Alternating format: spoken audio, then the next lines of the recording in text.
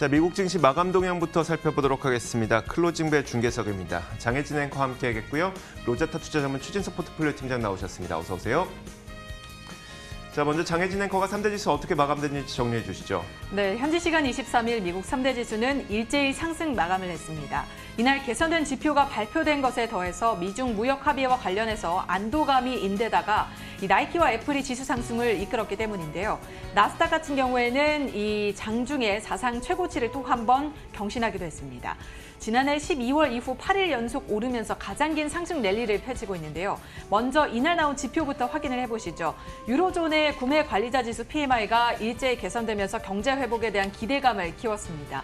유로존의 6월 합성 PMI 예비치는 47.5로 이 시장에서 예상했던 것보다 훨씬 더 큰 폭으로 웃돈 수치를 보였는데요. 여기에 미국의 6월 서비스 PMI 역시 46.7로 전월 대비 상당히 개선된 것으로 확인이 됐습니다. 미국의 5월 신규 주택 판매도 늘었는데요. 16.6% 증가해서 시장 예상을 웃돈 것으로 나타났습니다. 경기 회복에 대한 신호를 여실히 확인할 수 있는 지표들이 이렇게 나왔고요. 여기에 미국과 중국의 무역 합의와 관련해서도 안도감이 형성이 되는데요. 어제 시황에서도 잠깐 전해드렸었는데 이 피터 나바로 무역정책국장이 간밤 인터뷰를 통해서 전달한 자신의 발언을 두고 맥락이 잘못 전달됐다면서 수습에 나섰습니다. 트럼프 대통령도 함께 해명을 했는데요. 그는 트위터를 통해서 중국과의 무역 합의는 완전히 온전하다, fully intact하다고 전했습니다. 해명에 나선 것이지만 트럼프가 직접 중국과의 무역 합의가 온전하다라고 밝힌 점이 오히려 시장에 안도감을 줬다는 평가들이 나오고 있습니다. 다만 코로나19 재유행에 대한 우려는 여전합니다. 미국 내에서 신규 확진이 또다시 급증을 했고 코로나19가 진정된 것으로 평가가 됐던 독일에서도 집단 감염 사례가 나왔습니다. 이에 따라 독일 정부는 코로나19 집단 감염 사례가 나온 도축시설이 위치한 인구 36만 도시의 귀터슬로에 또다시 봉쇄령을 내렸고요. 반면에 영국은 다음 달부터 식당과 호텔, 영화관 등의 영업 재개 방침을 밝혀서 유럽 내 국가들도 상당히 엇갈린 상황에 직면하고 있다는 것을 확인할 수 있었습니다. 보다 자세한 마감 상황도 함께 보시죠. 먼저 다우지수입니다. 3대 지수 가운데는 가장 큰 변동폭을 이날 보였는데요. 그래도 0.5% 폭의 상승을 보여주면서 문을 닫았습니다. 26,156포인트의 거래 마쳤고요. 다음으로 나스닥 지수입니다. 만스닥 지수라고도 할 수 있겠죠. 8일간의 상승 랠리를 펼치고 있는데 장중 이날 사상 최고치를 경신했습니다.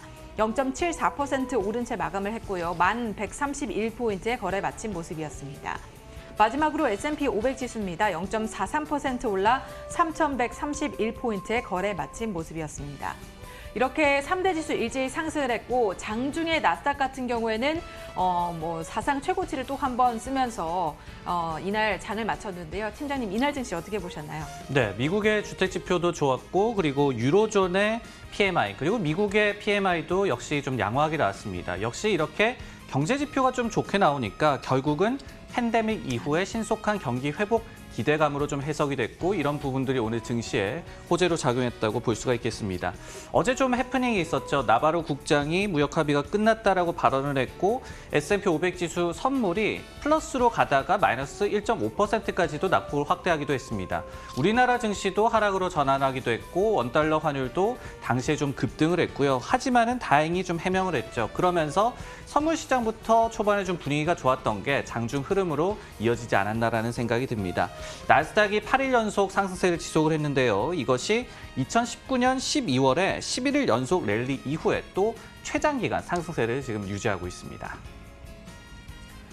자, 이어서 상품 시장 마감도 살펴보도록 하겠습니다. 금값이 굉장히 크게 오르고 있습니다. 다른 위험 자산이 오름에도 불구하고 안전 자산의 금값이 동시에 상승하고 있는 모양새인데요. 금값은 지난 2012년 10월에 1,782.3달러를 기록했습니다. 자, 그런데 그 수준을 넘어서서 금값은 상승 추세를 타고 있습니다. 자, 1% 정도 높아지면서 1,783달러 선에 현재 선물시장에서 마감이 됐는데 유럽은 이 통화 완화 정책 덕분에 달러 가치가 떨어지다 보니까 금값에 대한 수요가 높아지고 있다는 분석입니다. 이뿐만이 아니라 여러 가지 그 증시는 올라가고 있음에도 불구하고 코로나19의 확진자 수가 다시 일부 지역에서 높아지고 있다는 점, 이런 점들도 금에 대한 수요를 높이게 만드는 요인으로 분석이 되고 있습니다. 자, 이렇게 금값은 오른 채 마감이 되고 다시 한번 상승 추세를 타고 있고요. 자, 이어서 국제 유가도 한번 살펴보도록 할 텐데, 국제 유가는 반대로 1% 넘게 하락했습니다. 유가는 미중 간의 관계에 영향을 직접적으로 받을 수밖에 없겠죠. 그러다 보니까 어제 나바로 국장의 그 미중 무역 합의가 끝났다는 발언이 나오자마자 국제 유가는 크게 하락으로 돌아서기도 했습니다. 하지만 이게 해프닝으로 종료가 되면서 다시 상승하기도 했는데, 사실 수요 회복에 대한 우려가 좀 작용을 하고 있는 것 같습니다. 지난 밤사이에 조금 전에 나왔던 API 주간 원유 재고도 180만 배럴 늘어난 것으로 확인이 됐거든요. 이런 것들이 있다 보니까 수요가 아직은 충분히 회복되고 있지는 않구나, 이런 우려 심리 때문에 유가는 좀 내린 것으로 보입니다. 자, 1% 넘게 내리면서 유가 WTI 가격이 40달러 선에서 선물 시장 마감이 됐습니다. 자, 이어서 국채 금리 살펴보도록 하겠습니다. 10년물 미국 국채 금리인데요. 경기 회복에 대한 그 신호가 몇 가지가 나오고 있습니다. 지난 밤새에도 주택 지표가 발표가 된 것처럼 경기 회복 신호가 조금씩 보이다 보니까 10년물 국채 금리는 소폭 올랐습니다. 0.719%까지 조금 오른 채 마감이 됐고요. 달러 인덱스 마지막으로 살펴보도록 하겠습니다. 달러 가치는 지속적인 하락세를 기록하고 있습니다. 지난 밤새에도 0.36% 하락하면서 96.69달러에 마감이 됐습니다. 자, 이렇게 상품 선물 시장 살펴봤습니다. 글로벌 외신 확인하도록 하겠습니다. 자, 첫 번째 뉴스부터 살펴보겠습니다. 최진서 팀장이 어떤 뉴스를 들고 오셨을까요? 네, 도널드 트럼프 미 대통령이 경기 부양용 추가 현금 지급에 지지 의사를 좀 밝히면서 참모진에 그게 재선에 도움이 될 것 같다라고 얘기를 했다는 워싱턴 포스트 기사를 그 내용을 갖고 와봤습니다. 트럼프가 앞서서 22일 월요일에 스크립트 네트워크라는 미디어와의 인터뷰에서 이 같은 내용을 밝혔는데요. 근데 이게 대선의 셈법과 좀 관련이 있다는 내용을 이번에 처음에 좀 보도가 됐습니다. 다만 행정부 관계자들은 현금 추가 지급에 대해서 아직까지 명확한 입장을 내놓지 않고 있는데요. 스티븐 무누신 재무장관 같은 경우에는 이달 초에 지지 의사를 밝혔지만은 레리 커들로 백악관 경제위원장 같은 경우에는 회의론을 좀 내비친 바가 있습니다. 의회 역시도 1,200달러 정도의 이 현금 추가 지급을 놓고 의견이 갈리고 있는 그런 상황이거든요. 지난달에 민주당 하원 의원들이 해당 내용이 포함된 부양 법안을 통과시킨 바가 있죠. 하지만은 공화당 상원 의원들의 반대에 막힌 바가 있겠고, 그리고 대안도 아직까지는 제시되지 않고 있는 상태입니다. 자, 이처럼 아직 의견이 엇갈리고 있긴 합니다만 트럼프 대통령이 직접 추가 현금 지급을 시사했다는 점은 좀 의미가 있어 보이는데, 1차로 현금 지급했던 것들은 과연 효과가 있었을까요? 네, 지난 3월에 1인당 1,200달러 정도씩 지급이 됐었죠. 그런데 6월 초 기준으로 해가지고 1억 5,900만 명 정도가 수령을 했다고 합니다. 그리고 충분히 효과가 있었다라는 리서치 결과가 많이 좀 나와 있습니다. 노스웨스턴대 연구 결과에 따르면은 지원금이 주로 식료품 구입이라든지 월세를 낸다든지 아니면은 공과금을 납부하는 데 잘 활용이 됐다라고 하고요. 그리고 시카고대 등에서 연구한 결과에 따르더라도 지원금에 힘입어서 미국의 빈곤율이 1, 2월에 10.9%에 달하던 것이 4월에는 8.6%로 역시 하락한 것으로 나타나기도 했습니다. 네, 재선을 위해서라도 현금을 추가로 지급하는 게 필요하다라는 게 트럼프 대통령의 입장인데요. 하지만 논란이 좀 있었잖아요. 최근에 이 대선 판도는 어떻습니까? 네, 그렇습니다. 대선 판도를 보면은 트럼프가 여전히 좀 심각한 언더독으로 좀 이 판정을 받고 있는 그런 상황입니다. 리얼 클리어 폴리틱스에서 집계한 바에 따르면요, 6월 1일부터 6월 18일까지를 집계를 하더라도 바이든의 지지율이 한 51.2%, 트럼프는 41.4% 정도로 거의 10%포인트의 지지율 격차가 좀 벌어져 있는 그런 상황입니다. 파이낸셜 타임즈에서 제공하는 대선 트래커에 따르더라도 지금 선거가 만약에 벌어진다고 한다면은 바이든이 트럼프의 2배 이상의 이 선거인단을 가져갈 것으로 지금 예상이 되고 있는 그런 상황입니다. 대선의 시장에 대한 영향에 대해서는 좀 엇갈린 시선이 지금 나오고 있는 상황이거든요. 골드만삭스에서는 대선이 다가오는 것이 불확실성을 좀 키울 것이고, 그렇기 때문에 투자자들이 주식 비중을 축소하는 계기가 될 것이다라는 얘기를 한 바가 있고요.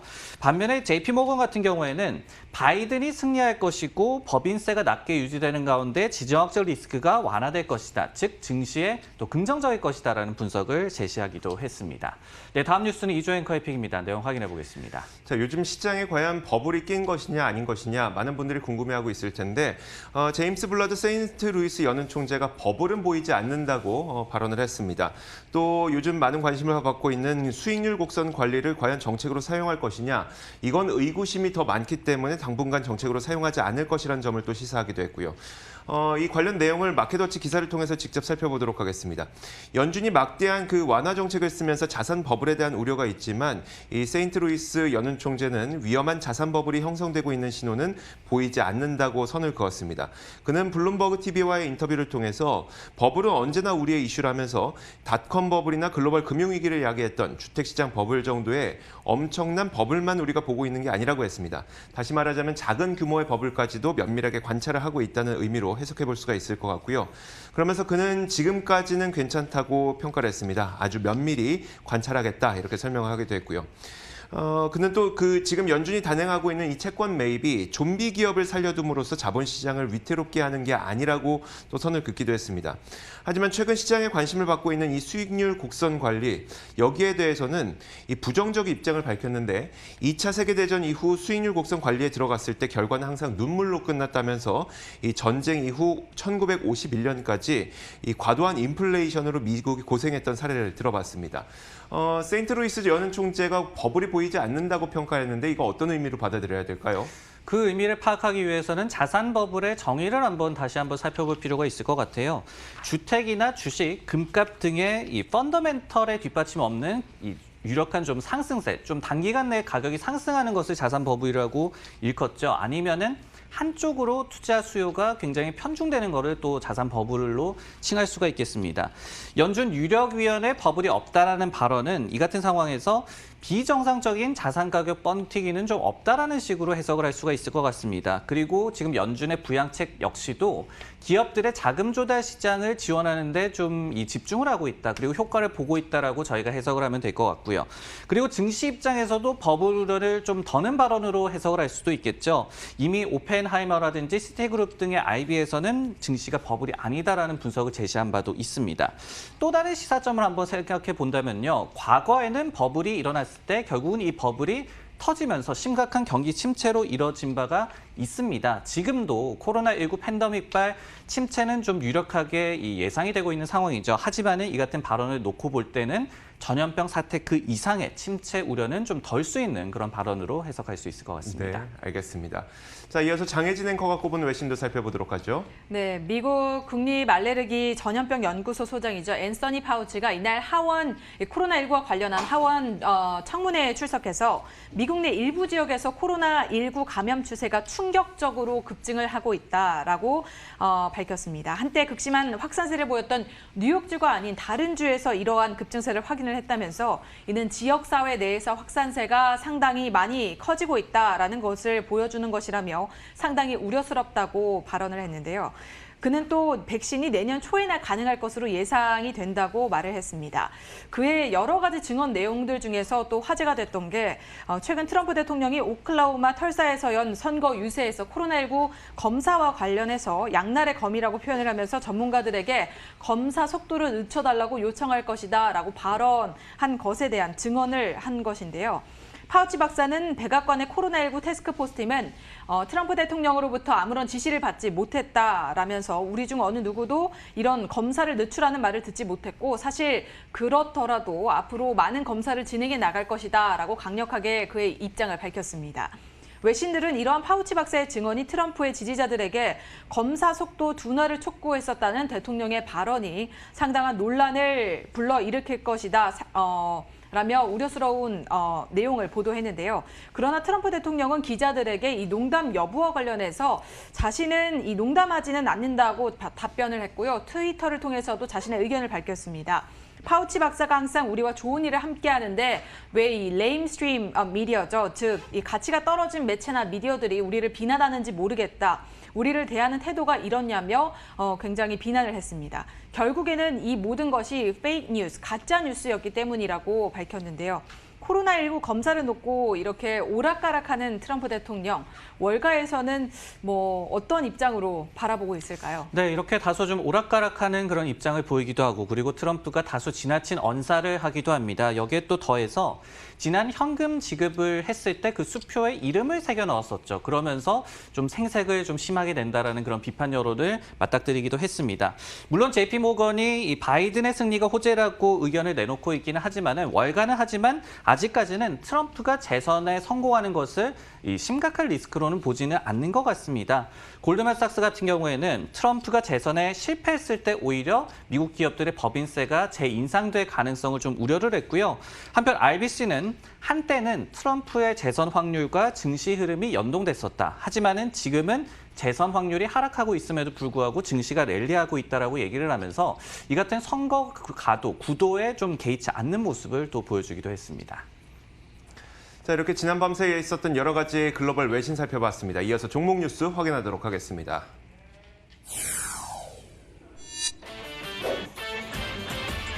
오늘의 종목 뉴스입니다. 비욘드미트가 스타벅스의 변심에 주가가 급락했습니다. 넷플릭스가 경제 재개에도 진성 고객을 유지해 장중에 또 한 번 신고가를 경신했습니다. 마지막으로 이노비오가 정부의 백신 장비 지원 소식에 41%나 폭등하면서 마감을 했습니다. 자, 첫 번째 기업부터 살펴보도록 하겠습니다. 최진석 팀장님, 비욘드미트를 준비해 주셨네요. 네, 맞습니다. 스타벅스와 관련된 그런 소식인데요. 스타벅스가 현지 시간 23일 화요일부터 식물성 고기 소시지를 사용한 이 샌드위치를 판매하기로 했습니다. 이번 여름 신메뉴의 일부인 브렉퍼스트 샌드위치가 될 텐데요. 케이지 프리 달걀, 즉 자연 방목형 달걀도 좀 첨가를 했습니다. 그러면서 미국 매장 대부분에서 판매될 예정이라고 합니다. 이번 신메뉴는 또 스타벅스가 올해 초에 밝혔던 지속 가능 성장 이니셔티브의 일환인 리소스 파지티브, 즉 긍정적인 원재료를 쓰겠다라는 그런 정책의 일환으로도 해석이 되는데요. 하지만 스타벅스가 이번에 임파서블 푸드사에서 공급하는 식물성 고기를 사용하기로 했습니다. 그러면서 해당 소식에 비욘드미트의 주가가 오늘 4% 넘게 급락하고 말았는데요. 이게 일종의 변심인 게 스타벅스가 과거에 캐나다와 중국에서 유사한 식물성 고기 샌드위치를 출시한 바가 있습니다. 근데 그때는 비욘드미트와 파트너를 맺고 그때 비욘드미트 고기를 사용을 했었거든요. 이런 이 역학관계가 남아있는 그런 뉴스였습니다. 다시 보자면 이제 비욘드미트와 임파서블 푸드는 일종의 그 경쟁 관계의 기업이라고 볼 수도 있을 것 같은데, 임파서블 푸드는 워낙 그 비상장 기업이다 보니까 비욘드 미트보다는 우리에게 좀 덜 알려졌거든요. 어떤 기업일까요? 네, 임파서블 푸드라는 기업 같은 경우에는 2011년에 설립된 기업이 되겠습니다. 비욘드 미트와 그 성분을 한번 비교를 해보면요. 거의 좀 비슷합니다. 근데 칼로리라든지 단백질 그리고 지방이 조금 더 적은 그런 성분을 갖고 있는 그런 제품을 만드는 회사입니다. 특징이라고 한다면은 비욘드 미트와는 달리 이 회사는 콩을 사용을 합니다. 왜냐하면은 이 회사가 좀 연구를 했을 때 혈액 헤모글로빈 속에 햄이라고 불리는 어이햄이 되겠습니다. 햄이라고 불리는 이 단백질이 고기 맛의 좀 핵심이다. 그렇기 때문에 콩에서 관련 성분을 추출을 해서 식물성 고기를 만드는 그런 회사인데요.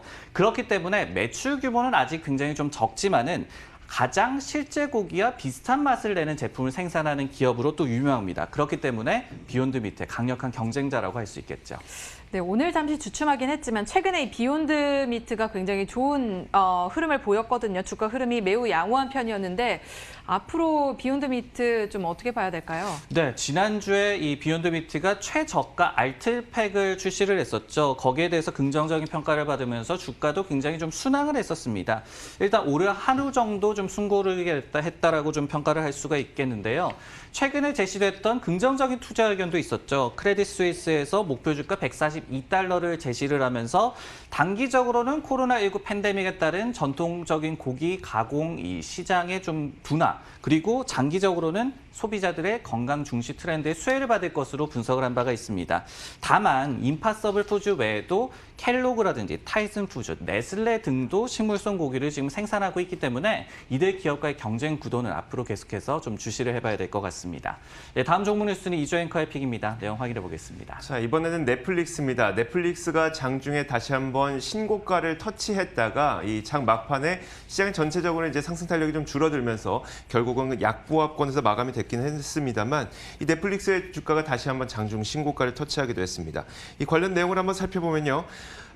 넷플릭스가 역사상 9일 연속 상승했던 시점이 2019년 1월 9일이었습니다. 그리고 8일 연속 상승했던 시점은 2018년 1월 29일이었는데 만약 오늘 상승으로 끝났다면 7일 연속 상승으로 신기록을 경신할 뻔하기도 했지만 결국은 뭐 6일 연속 상승으로 마감이 됐습니다. 하지만 이 6일 연속 상승도 흔히 나오는 일은 아니기 때문에 의미는 좀 있어 보입니다.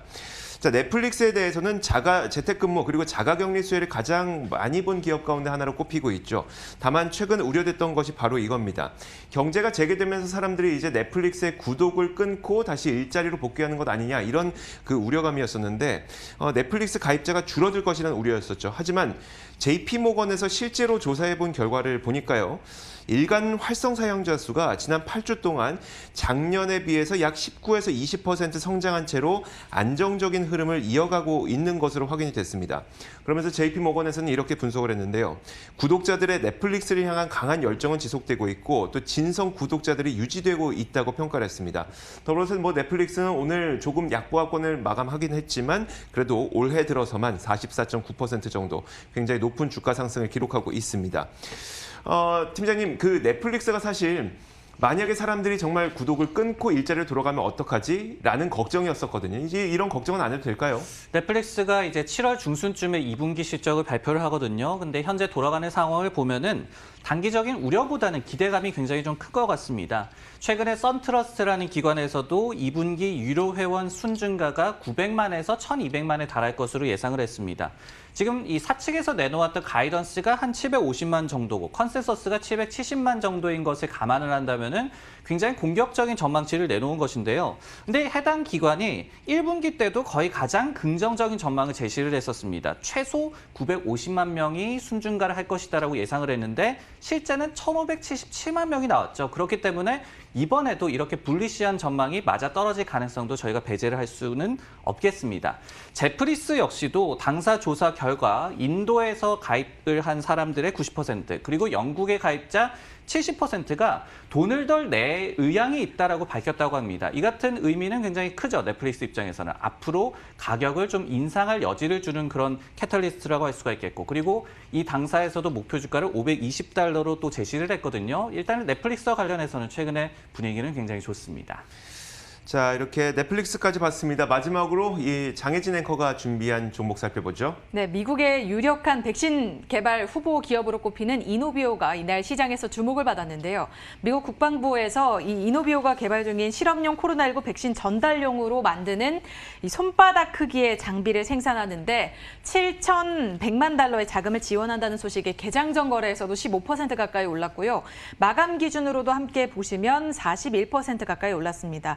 시간의 거래에서는 2% 정도 빠지는 모습이지만 상당히 폭등을 하면서 이날 마감을 했죠. 이 합의는 국방부가 밝히진 않았지만 상당히 많은 수량의 장비를 사들인다는 점에서 굉장히 의미가 있었는데요. 이노비오의 백신 후보는 현재 임상 1상 단계에서 시험 중에 있고 임상 연구에 대한 중간 결과가 이번 달 안으로 발표가 될 예정에 있습니다. 당사는 또 이달 초에 코로나19 DNA 백신 국내 한국에서 임상을 추진하겠다라고 밝혀서 또 한 번 화제가 됐었는데요. 국내 최초로 코로나19 백신이 임상 1상과 2상이 허가돼서 주목을 받기도 했습니다. 이노비오의 주가를 보면요. 올 초반 대비해서도 300% 넘게 뛰어오른 것을 확인을 해볼 수 있겠는데요. 상당히 많이 올랐습니다. 이런 이노비오에 대해서 어떤 투자 의견들이 나오고 있는지 설명을 좀 해주시죠. 네, 이노비오 제약 같은 경우에는 시총이 우리나라 돈으로 약 한 3조 원밖에 되지 않는 좀 작은 기업입니다. 그리고 실적도 아직 적자를 내고 있기 때문에 밸류에이션 평가가 좀 불가한 기업이다라고 일단은 말씀을 드리겠고요.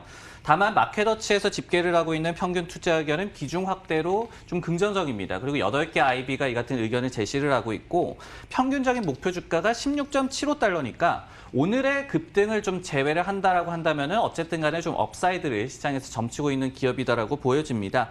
결국은 내년에는 이제 흑자 전환할 것으로 기대가 되는 기업이죠. 그리고 결국은 이 같은 코로나19 백신 개발 등에 대한 기대감이 어느 정도는 시장에서는 주목하고 있다고 말씀드릴 수가 있겠습니다.